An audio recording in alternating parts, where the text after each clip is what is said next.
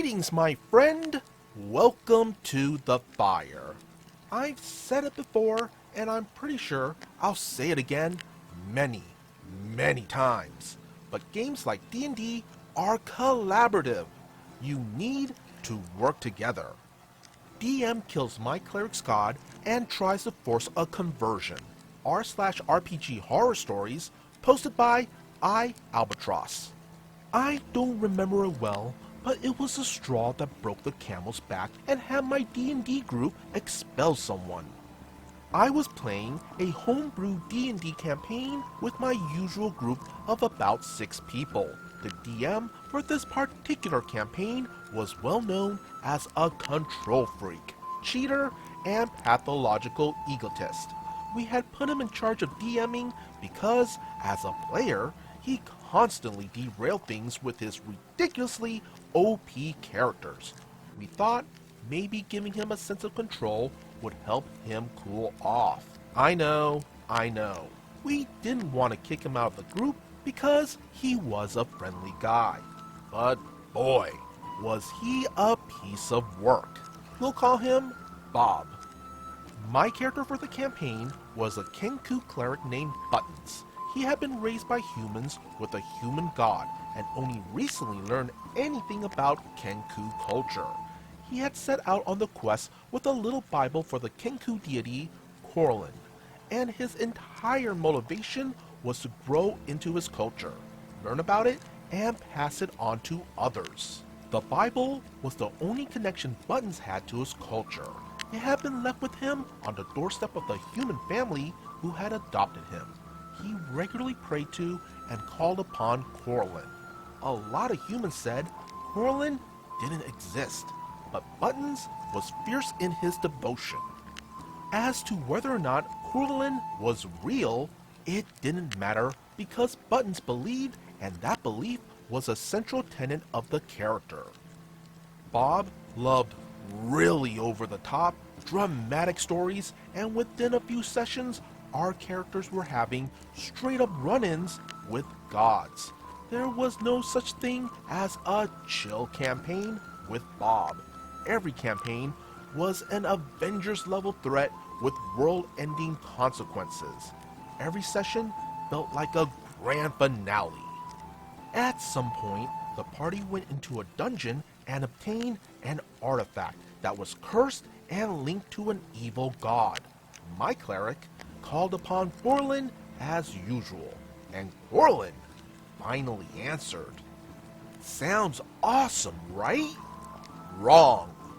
Bob had the evil god kill Corlin in a massive off-screen god duel. The new god then informed Buttons that his god was dead and he was Buttons' new god. I don't remember the new god.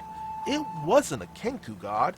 It was some deity I had never heard of, wasn't familiar with, and had no interest in. Not as a player, not as a character. Naturally, Buttons being a devoted follower, Buttons refused to accept this. For the next several sessions, whenever he called upon Corlin, there was either no answer or the evil god would show up and punish Buttons. Usually by making things far worse for the party or dealing damage to Buttons. At some point, his Corlin Bible was destroyed in a freak accident orchestrated by the new god, and the DM made all Corlin artifacts in the world become desecrated and changed to honor the new god. I figured I'd treat it like a quest, and Buttons began working towards saving Corlin. The DM insisted, however, that Corlin was dead and could not be brought back by any magic whatsoever, and Buttons had to get in line and follow this new random god.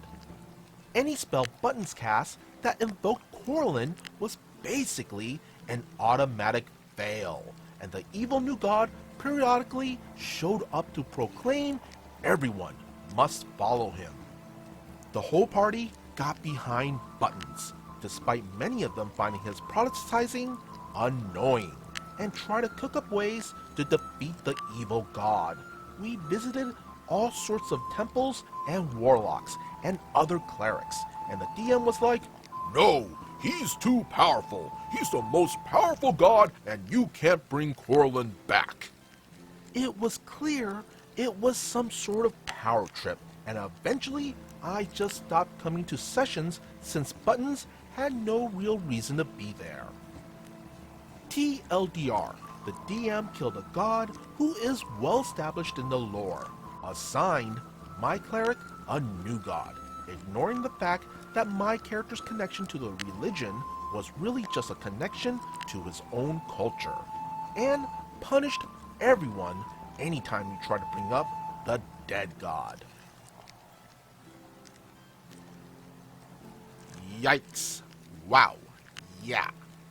Like I said earlier, games like D&D are collaborative, and you need to work together. In this case, the DM should have worked with the player, especially since as a cleric, their connection with their deity is a very, very important element, even more so here due to the connection to the character's culture as well. And what the DM did here was pretty much taking away the player's story, motivation, and agency with their character, which is quite a shame because this could have been that quote-unquote epic story hook that the DM was seeking. Oh, and also, I just want to toss this out. That new evil god that the DM was pushing on Buttons wouldn't have really worked out anyway due to the character not having a genuine devotion, belief, or connection to him anyway. Be sure to hit that like and subscribe button if you want to see more content like this. And would you kindly follow the socials posted in the description below. As always, be good, be great, be awesome.